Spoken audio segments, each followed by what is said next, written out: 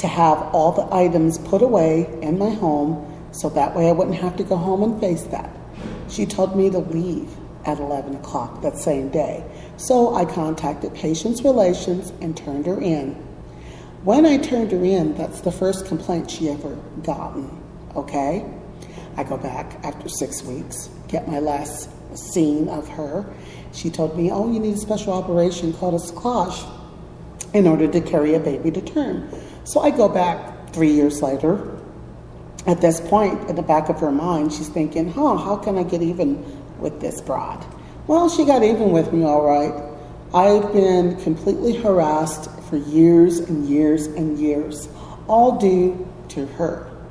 She's the one who had these people put in our lives. And on the form it says, we're doing this for a good reason. They need guidance in life, okay? When I met my husband, I got to know his friends. When he met me, he got to know my friends. Those people we love a lot. They're nice, they're kind, they're dependable, they're reliable, they're considerate, they're thoughtful, they're caring, and most of all, they're very concerned and they want to see us happy. Now, the people that we met after Dale P. Reisner are sneaky, conniving, abusive, invasive, make you feel completely uncomfortable, make you feel as though, hey, I've got to watch everything I say around these people because they'll take it out of content. Let me tell you something about CPS. They're very despicable, and they're ruthless, and they're psychopaths. The only thing they do is like to ignore everything that is positive about everything, and they just want to take a little bit of the truth and mix it in with a lot of lies. They can say anything they want, and they don't make any corrections as they go along. Even if you can prove that you're telling the truth numerous amount of times in many different ways, they have a tendency to completely ignore it and not acknowledge it at all. And I have been forced to be around people that I would have absolutely nothing to do with if I had free time available.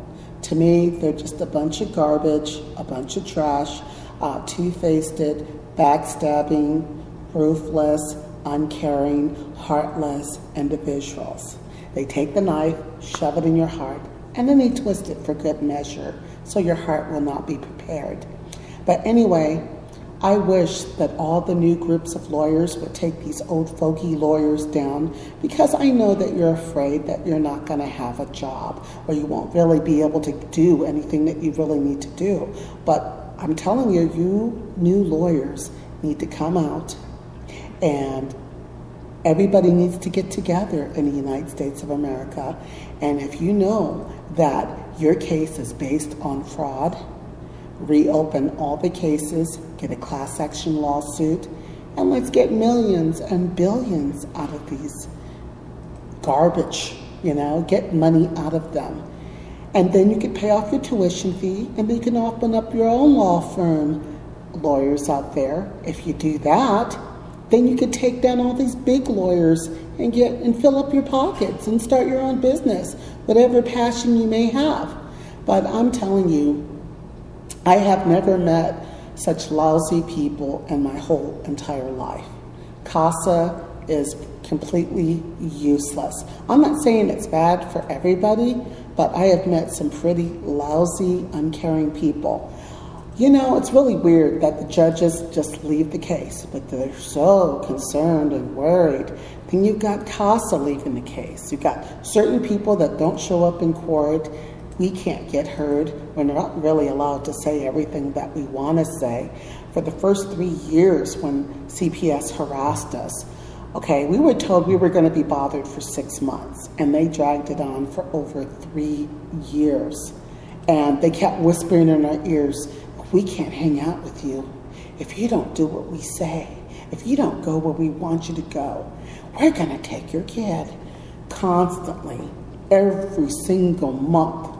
Imagine having somebody you can't stand in your house, somebody that you have like no respect for, or you completely want to discard in your house.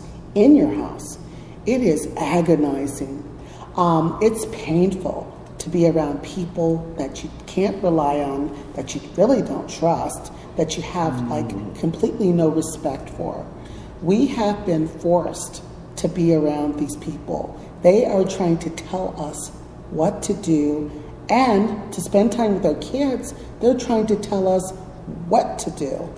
And that digs into the taxpayers' pockets. I'm gonna tell you something.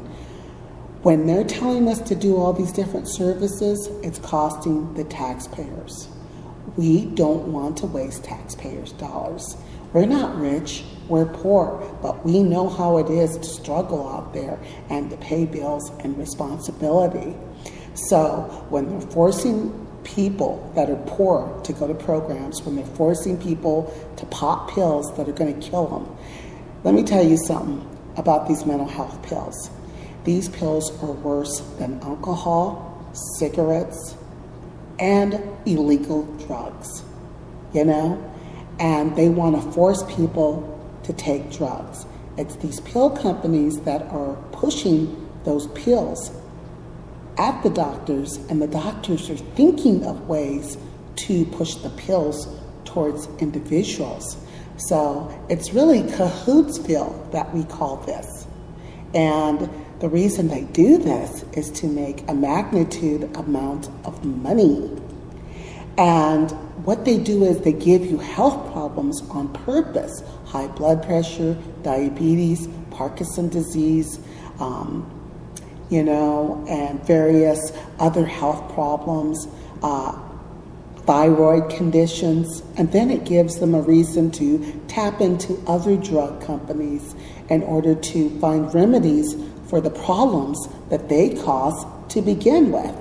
So it's really about pill companies pushing pills on people that don't want them. They want you to have health problems. They want you to not enjoy your life. They want to take pleasure from you as a parent, and that's their goal. So, fellow Americans out there, anybody who's facing a new CPS case, if you can prove your case within the first 2 to 3 months, believe me, they're going to put the court date off up to 5 times. The only reason we signed was because we were paying my husband's sister for each day that she took off from wanting to come to court, like wanting to take a day off from work. We had to reimburse her financially each and every time. And I thought, wow, that's like $500 we had to pay her to not work because CPS put the court date off 5 times. Believe me, I want to save everybody out there the grief. Stop signing any papers that have to do with CPS. The lawyers are liars. The lawyers are sneaky. The lawyers only do this to keep their caseload up. When you send them information and documentation, they completely ignore it, because I found letters not even opened. I've mentioned things to my lawyers before, and they didn't even bother to look. They do this for money, believe me, so they can drive those nice cars, pay for their homes. They get nice fat salaries. And these judges, oh, they're too lazy to read. I'm telling you, they don't have time to read.